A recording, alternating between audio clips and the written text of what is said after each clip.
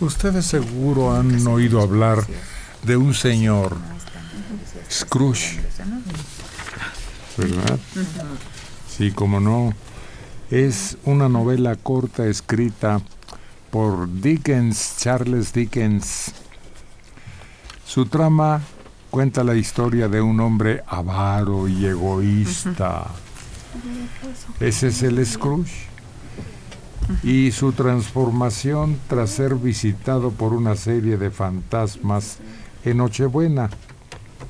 Una variedad de conceptos y publicaciones influyeron en Dickens al momento de redactar su obra, aunque destacan sus experiencias en la infancia, su simpatía por los pobres y varios relatos navideños y hasta cuentos de hadas. A grandes rasgos, se puede considerar este relato como una condena al capitalismo industrial del siglo XIX. Y vaya, es la revolución industrial. Allí sufrieron muchísimo los obreros. Fue crudelísima. Así son muchas épocas y así dan avances en lo que llaman la ruta civilizadora de la humanidad. La revolución industrial fue terrible. Primero les quitaron a los campesinos y a los obreros, los artesanos, su forma de vida. Y dijeron, ¿ahora qué hacemos? Aquí están sus puestos. Y los metieron a trabajar hasta 14 horas al día. Y cuando se dieron cuenta de que era más fácil, los industriales, era mejor usar mujeres, las utilizaron. Y después se dieron cuenta de que niños, y aquí está, Dickens habla de los niños sufridos. Una novela, ¿cómo se llama? Oliver Twist. Oliver Twist. Y este relato se hizo película. Fue terrible para los niños. Algunos estaban encadenados a las máquinas que tienen que seguir trabajando, pero no dormían, se dormían trabajando y las máquinas los trituraban. Fue terrible la revolución industrial.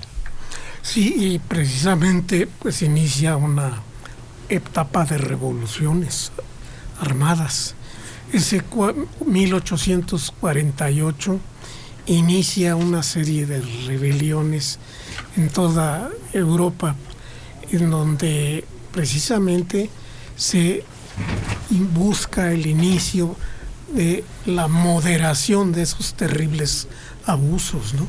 Y empiezan a surgir las formas de organización de trabajadores y disminuye pues el costo humano de mantener funcionando la economía.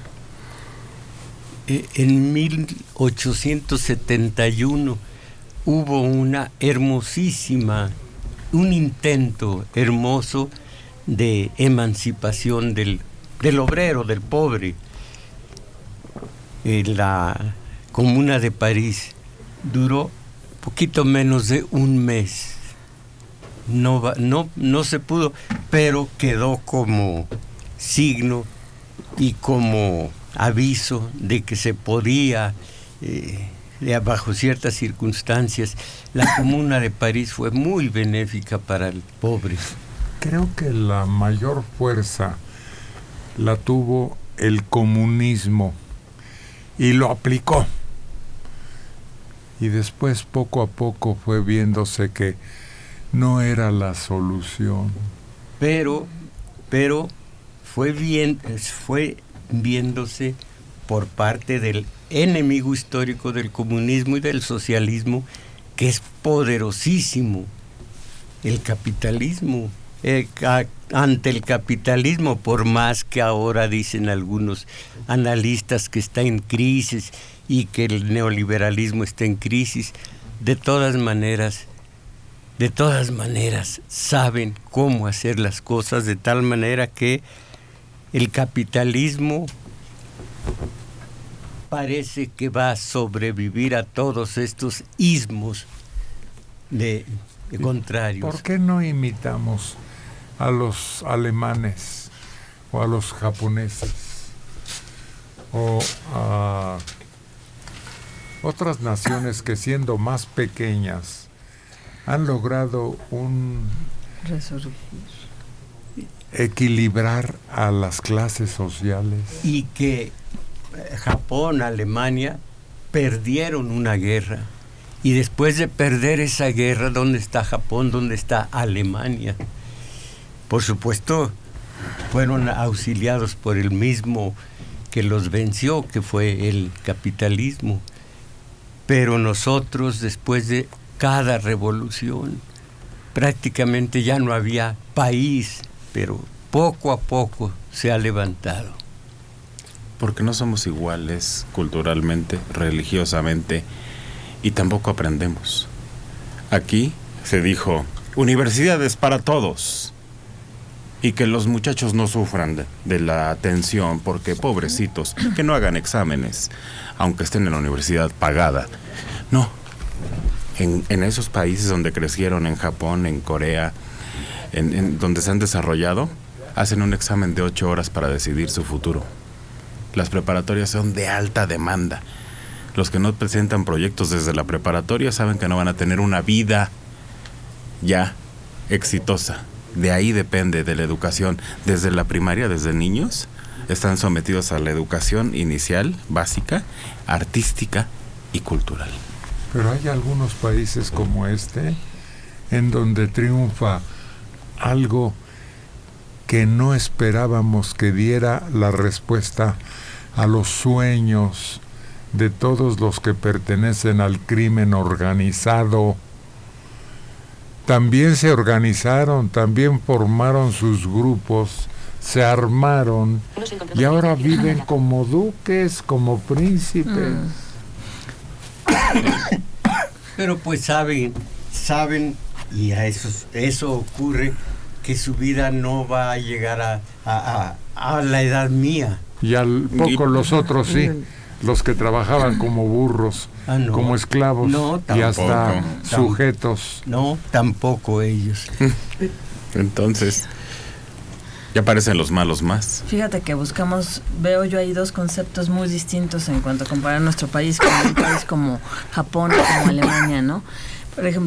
Por ejemplo, en Japón está mucho el valor del honor, el ser cada vez mejor, el exigir de ti lo más posible, el estar en altos cánones en lo que te dediques, ya sea deporte, ya sea ciencia. Los que se unen al crimen organizado siguen la misma esencia mística. Sí, pero permíteme, hay otra cosa.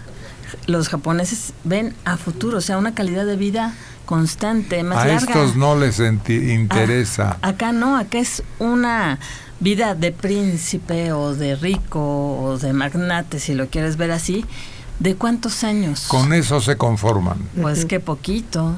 No, poquito. No. Bueno, claro, comparar a un país subdesarrollado que nunca ha sido una potencia industrial ni comercial de ningún tipo, con las grandes potencias ya del siglo XIX, como eran Japón y el imperio alemán, pues es injusto.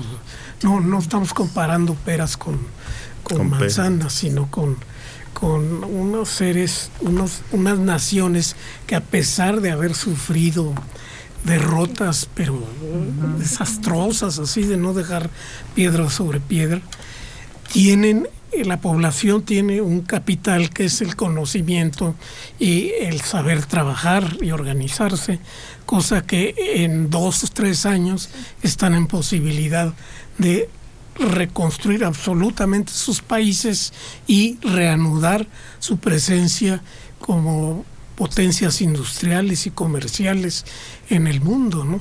Entonces, si México perdiera una guerra, pues le costaría mucho recuperar cualquier cosa porque no hay nada aquí. Y tienes toda la razón, pero ¿sabes qué es lo más terrible?